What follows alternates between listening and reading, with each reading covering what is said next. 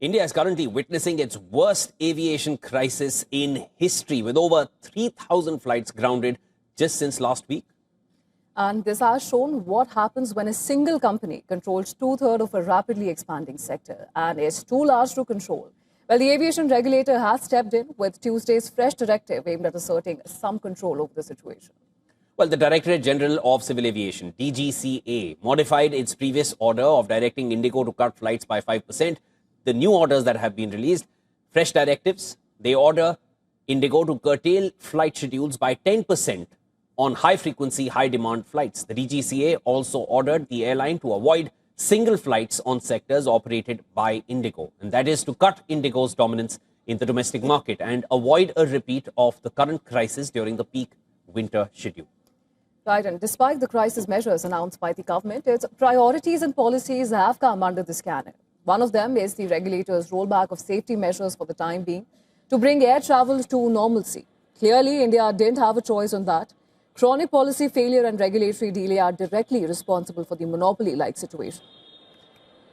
High central and state taxes on jet fuel, they have plagued current market players and have deterred potential newcomers. While authorities have temporarily capped prices, India's aviation market is still the most expensive in the world.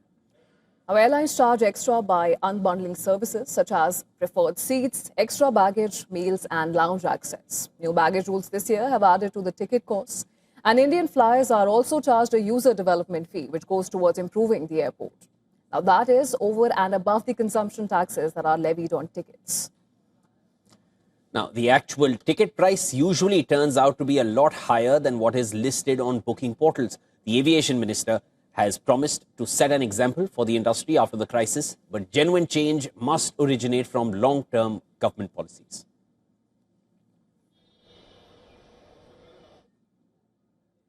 Another news, India's Unified Payments Interface, the UPI, gets global recognition. Well, the International Monetary Fund, or the IMF, lists India's UPI as the world's largest real-time payment system by transaction volume. India's UPI volumes have been hitting new milestones through this year.